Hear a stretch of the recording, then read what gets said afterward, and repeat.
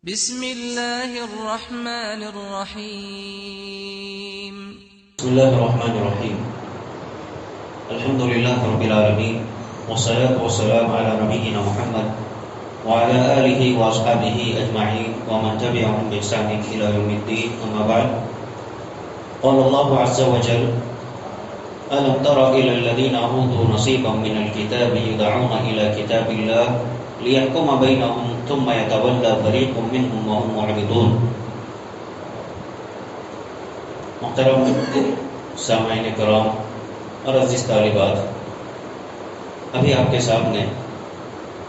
سورۃ آل عمران کی ایک آیت نمبر 23 پڑھی گئی. اس آیت کے تحت امام قرطبی رحمہ اللہ نے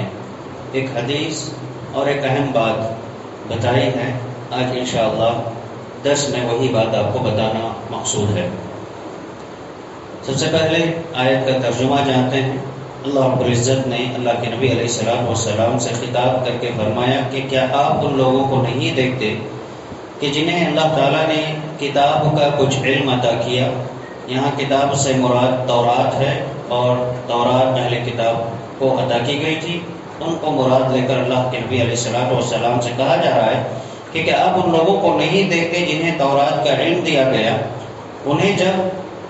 آپس میں کچھ اپنے مسائل کو حل کرنا ہوتا ہے، دینی و دنیاوی مسائل کو، تو اللہ کی کتاب یعنی تورات کی طرف وہ ایک دوسرے کو دعوت دیتے ہیں.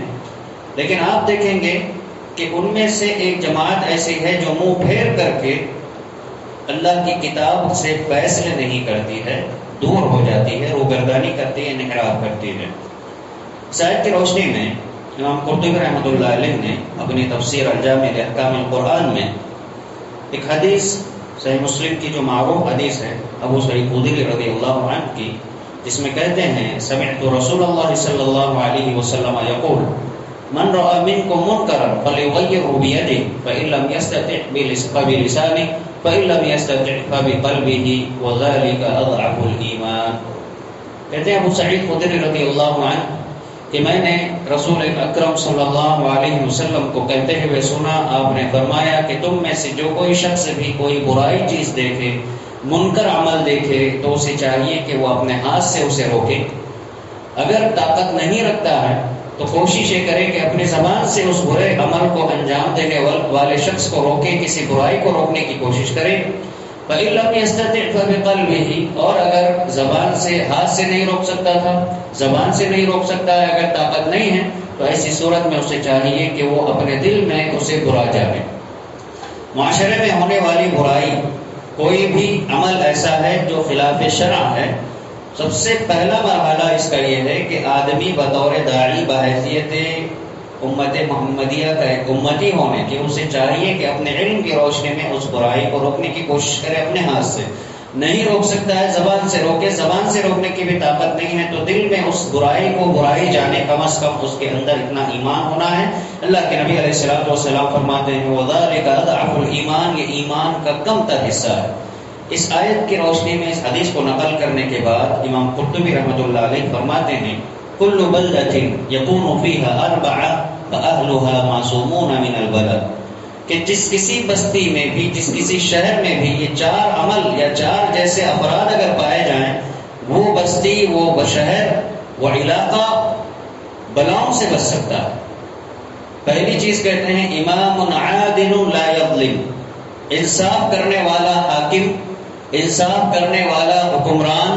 انصاف کرنے والا امیر اگر کسی بستی میں ہے جو کہ اپنی رعایا پر، اپنے ماتحتوں پر ظلم نہیں کرتا ہے، تو پھر ایسی بستی بلاؤں سے بچے گی. دوسرے کہتے ہیں وعالم علی سبیل الہدی، ایسا عالم دین جو صحیح راہ راست پر ہو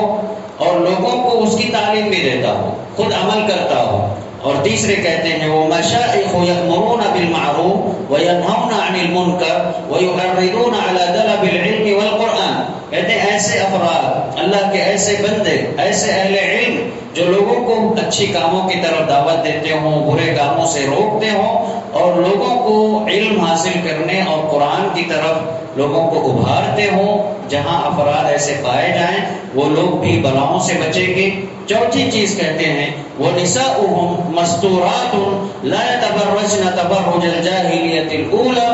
اور ساتھ ہی ساتھ اس بستی کی عورتیں جو باپردہ ہوں اور وہ فیشن پرست نہ ہوں، بے جا طریقے سے اپنی زیب و زینت کو لوگوں کے سامنے ظاہر نہ کرتی ہوں۔ کسی بستی میں یہ پابندی اور یہ چار قسم کے افراد اگر پائے جاتے ہوں، امام عادل حکمران، انصاف پسند حکمران، اور ایک ایسا عالم جو راہ راست پر ہو، ہدایت یافتہ ہو، اور تیسرے ایسے افراد، ایسے اللہ کے بندے عالم دین جو لوگوں کو اچھی باتوں کا حکم دیتے ہوں، برائی سے روکتے ہوں،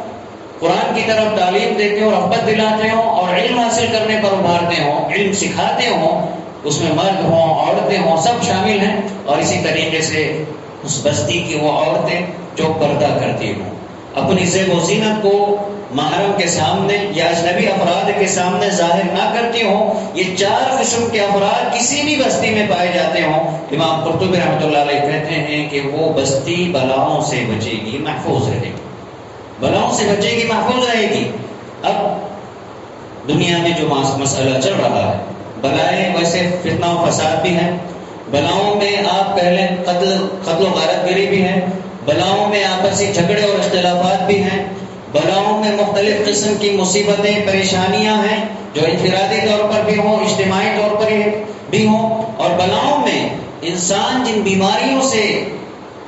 مبتلا، جن بیماریوں میں مبتلا ہوتا ہے، جن بیماریوں سے آزمایا جاتا ہے، وہ بھی بلاؤں میں شامل ہے۔ تو بطور خاص آج کے اس مسئلے میں، آج کے اس دور میں، آج کے دن کی اگر ہم بات کریں تو پھر جو بیماری عام ہے، جو وائرس عام ہے، اس کے تعلق سے بھی ہم اس آیت اور حدیث کو سامنے رکھ کر امام قرطبی رحمۃ اللہ علیہ کی بات کو سمجھنے کی کوشش کریں۔ پچھلے درس میں بھی یہ درس پچھلے درس سے منسلک ہے۔ پچھلے درس میں صحیح بخاری کی روایت سے یہ بات بتائی گئی تھی کہ لوگ قیامت کے قریب زناکاری کو اور اسی طریقے سے ریشم جو مردوں پر حرام ہے پہننے کو، اور اس طریقے سے شراب اور جوئے کو حلال سمجھ کر کے کرنے لگ جائیں گے، وہاں ضرور بضرور اللہ کا عذاب آئے گا، ضرور بضرور اللہ کا عذاب آئے گا۔ تاریخ کے حوالوں سے بتایا گیا کہ جس معاشرے میں، جہاں بھی جس دور میں یہ برائیاں پائی گئی، گانے والیاں عام ہو گئی، اور گانے کو حلال سمجھ کر کے، موسیقی کو حلال سمجھ کر کے، زناکاری کو، شراب نوشی کو حلال سمجھ کر لوگ کرنے لگے، وہاں اللہ تعالیٰ کے عذابات مختلف ادوار میں آتے گئے، اور ان کو روکنے کے جو اللہ کے بندوں نے طریقے اپنائے، ان میں سب سے پہلی چیز یہی تھی کہ امر بالمعروف والنہی عن المنکر کو عام کیا گیا۔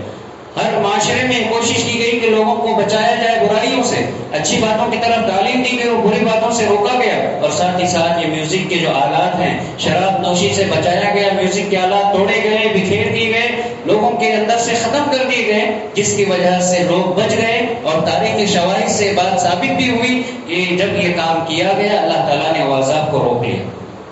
وہ وبا کو اللہ تعالیٰ نے روک لیا۔ تو آج کے دور میں بھی اگر یہ بات ہم دیکھتے ہیں تو کہیں نہ کہیں جو اللہ کے نبی علیہ السلام کی پیشن گوئیاں ہیں کہ قیامت کے قریب مختلف چیزیں آتی جائیں گی اور ایسی وبائیں عام ہوں گی، تو یہ اللہ تعالیٰ کا عذاب ہے، یہ اللہ تعالیٰ کا عذاب ہے بلا شک۔ اور آج کی دنیا کی جو اپڈیٹ خبر ہے، جو بریکنگ نیوز آپ کو ملے گی، دنیا بھر میں اس مسئلے کو لے کر، اس بیماری کو لے کر کے لوگ وحشت میں مبتلا، ڈر اور خوف کی زندگی گزار رہے ہیں۔ جیسا کہ کہا گیا اور آپ دیکھتے بھی ہوں گے کہ ایسے مشہور علاقے، ایسی ترقی یافتہ ممالک کے شاہراہیں،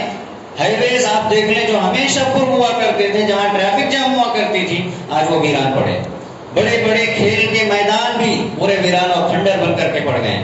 ایسے حتیٰ کہ حکومتوں کی جانب سے یہ اعلان عام ہو رہا ہے، یہ سرکولر جاری کیا گیا ہے کہ کہیں بھی افراد جمع نہ ہوں، 100 افراد سے زیادہ جمع نہ ہوں۔ یہاں تک کہ ابھی اگر قریب کی بات کریں تو کرناٹکا میں بھی یہ بات عام کر دی گئی ہے کہ شادیاں جن کی پہلے ہی سے طے ہو گئی ہیں، وہاں 100 افراد جمع ہو سکتے ہیں، یا زیادہ سے زیادہ 1000، اس سے زیادہ نہیں۔ جن کی طے ہو گئی، ورنہ جو کرنا چاہتے ہیں ان دنوں میں وہ نہ کریں. یہ سرکولر جاری کیا گیا. اسی طریقے سے دیگر جو پارٹیاں اور جو فنکشنز ہوتے ہیں ان سے روکا گیا، مالز بند کرا دیے گئے، اور ہر ایسی جگہ جہاں پر لوگ کثرت سے جمع ہوتے ہیں ان کو بند کر دیا گیا ہے. اور ایسی ہی خبر تلنگانہ حیدرآباد سے بھی آئی کہ 30 اور 31 جو مارچ ہے اس وقت تک روکا گیا ہے. بند کرنے کے جو اعلانات کیے جا رہے ہیں، کہیں نہ کہیں یہ تمام لوگ اس کی زد میں آ رہے ہیں، اس وائرس کی زد میں آ رہے ہیں، اس طاعون کی زد میں آ رہے ہیں جو آج عام ہوا ہے. بچہ ڈر رہا ہے اور بڑے سے بڑے لوگ بھی ڈر رہے ہیں. ایسے میں آپ دیکھیں جو ایسے ممالک جو یورپی ممالک بھی ہیں ان کی بھی جو خبریں آ رہی ہیں، اکثر لوگ اس میں کوئی مسلمان اور غیر مسلم کی تفریق نہیں ہے. یہ جو بیماری آئی ہے یہ کسی خاص جماعت پر نہیں ہے، کسی خاص افراد اور کسی خاص ملک پر نہیں آئی ہے. مختلف ممالک میں شروع تو ہوا تھا چائنا سے، لیکن مختلف ممالک میں یورپی کنٹریز کے بھی اکثر لوگ اس کی زد میں آ گئے ہیں، اور زیادہ سے زیادہ ایران کے افراد بھی اس میں مبتلا ہوئے ہیں. اور اکثر دیکھا گیا ہے کہ کہیں کسی ملک کے پریزیڈنٹ کے گھر والے بھی اس میں مبتلا ہیں، فٹ بال کھلاڑی اس میں مبتلا ہے، اور کئی فلم ایکٹر اور ایکٹریس بھی اس میں مبتلا ہیں. اور یہاں تک کہ اہل علم نے یہ بات بتائی، اور آج کی اپڈیٹ یہ ہے کہ یورپی ممالک، ایسے ممالک جہاں پر کچھ ملکوں میں احتجاج کیے گئے تھے، مائی باڈی مائی رائٹ، یا میرا جسم میرا اس پر حق ہے، جس میں وہ بے حیائی کو طلب کر رہے تھے، مطالبہ کر رہے تھے کہ ہمیں اپنے طور پر زندگی گزارنے کی ہمیں آزادی دی جائے، ہم جیسے چاہے زندگی گزاریں گے، چاہے زنا کاری کر لے کوئی ہمیں نہ روکے، ہم جیسے کپڑے پہن کر کے بازاروں میں آئیں، شہراہوں پہ چلے اور راستوں پر چلے، ہمیں روکا نہ جائے، یہ ہمارا پیدائشی حق ہے. اس طریقے کے جہاں احتجاج کیے گئے اہل علم نے، اور خصوصاً جو تجزیاتی طور پر رپورٹ آئی اس میں بتایا گیا کہ وہ لوگ بھی اس کی زد میں آئے، اور یہ کہا گیا کہ اب کہو کہ میری باڈی ہے، میرا حق ہے. زمین و آسمان پر حکومت اللہ تعالیٰ کی، اللہ تعالیٰ جیسے چاہتا ہے جسے چاہتا ہے آزماتا ہے. امام شوکانی رحمۃ اللہ علیہ ایسے حالات میں کہتے ہیں کہ جو شخص بھی چاہتا ہے کہ وہ آفتوں سے بچے، مصیبتوں سے بچے، اور ایسی بیماریوں سے بچے جو عام ہوتی جا رہی ہیں، اسے چاہیے کہ وہ اللہ تعالیٰ اور اللہ کے نبی علیہ السلام کے ذریعے سے بتائی گئی صبح و شام کی دعاؤں کا خاص اہتمام کریں. امام شوکانی رحمۃ اللہ علیہ نے قطر الولی علی حدیث الولی میں یہ اپنی کتاب میں انہوں نے نقل کیا ہے، فَعَلَى مَنْ أَحَبَّ السَّلَامَةَ مِنَ الْآفَاتِ فِي الدُّنْيَا والفوز بالخير الآجل والعاجل أن يلازمها ويفعلها في كل صباح ومساء. یعنی صبح و شام کے اذکار کا ذکر کرنے کے بعد کہتے ہیں کہ جو شخص بھی چاہتا ہے آفتوں سے بلاؤں سے بچے، اسے چاہیے کہ اللہ کے نبی علیہ السلام کی بتائی گئی جو دعائیں ہیں صبح میں پڑھی جانے والی، شام میں پڑھی جانے والی، واللہ اس میں ایسے اثرات اور اللہ تعالیٰ نے ایسی تاثیر رکھی ہیں کہ جو معنوی طور پر ہمیں سمجھنے کی ضرورت ہے. آج دنیا آپ دیکھ لیں، کرونا وائرس آپ سرچ کر لیجیے یا کسی بھی ڈاکٹر سے آپ رابطہ کیجیے، آپ کو دنیاوی ناحیے سے آپ کو اس سے بچنے کے، پرہیز کرنے کے طریقے آپ کو بتائیں گے. لیکن اللہ اکبر، ہمارے دین میں، ہماری شریعت میں ایسے علاج پائے جاتے ہیں جو روحانی طور پر انسان مطمئن ہو سکتا ہے. روحانی طور پر ان چیزوں سے یقین ضروری ہے کہ جو کچھ بھی ہمیں بتایا گیا اس پر ہم عمل کریں گے. جو برائیاں عام ہو رہی ہیں، انفرادی طور پر، اجتماعی طور پر ہوں، ہم پر یہ ضروری ہے بحیثیت طالب علم بھی کہ ہم جہاں کہیں بھی اپنے معاشرے میں، اپنے گھر میں، اپنی بستی میں، اپنے جہاں کہیں اپنا ہمارا دائرہ ہے، وہاں تک جہاں ہم دیکھتے ہیں برائی عام ہو رہی ہے اسے روکنے کی کوشش کریں. مسلمان کو تو یہ چاہیے کہ وہ برائی سے روکا رہے، لیکن یہ ہے کہ جب ایسے عذابات یا ٹھوکر جب لگتی ہے، آدمی سنبھلنے کی پوری کوشش کرتا ہے، وہاں آنکھ بند نہیں کرتا بلکہ کھولنے کی کوشش کرتا ہے. تو یہ ضروری موقع ہے، لوگوں کو چاہیے کہ ایک دوسرے کو اچھی باتوں کی تلقین کریں، نیک اعمال کی طرف بلاؤ اور برائیوں سے روکنے کی کوشش کریں. اسی میں بھلائی ہے اور اسی میں حقیقی معنوں میں ایمانی طور پر اللہ تعالیٰ نے حفاظت رکھی ہے اپنے بندے کی. لہذا اللہ تعالیٰ سے دعا ہے کہ اللہ تعالیٰ ہم تمام کو ہر قسم کی برائی سے، ہر قسم کے شر و فساد سے اللہ ہماری حفاظت فرمائے، اور خصوصاً ایسی معصیتیں جو انفرادی طور پر تنہائیوں میں ہم سے سرزد ہوتے ہیں، اللہ اس سے ہماری حفاظت فرمائے. شیطان کے مکر و فریب سے اللہ ہماری حفاظت فرمائے، اور ہر ایسے گناہ سے اللہ ہماری حفاظت فرمائے کہ جس کی وجہ سے انسانی آبادیاں زد میں آتی ہوں اللہ کے عذاب میں. اللہ تعالیٰ ہمیں اپنے عذاب سے بھی بچائے، اپنے غضب و غضب سے اللہ بچائے. ہمیں ایسے اعمال کرنے کی توفیق دے جن سے اللہ تعالیٰ خوش ہوتا ہے، راضی ہوتا ہے، اور اللہ تعالیٰ جب تک زندہ رکھے اسلام پر، عقیدے توحید پر، ایمان پر باقی رکھے. جب خاتمہ ہو تو ایمان پر، عقیدے توحید پر خاتمہ ہو. انتقال کے بعد اللہ تعالیٰ عذاب قبر سے، عذاب جہنم سے نجات دے کر ہمارا ٹھکانہ جنت الفردوس نصیب فرمائے. آمین. وآخر دعوانا الحمد للہ رب العالمین.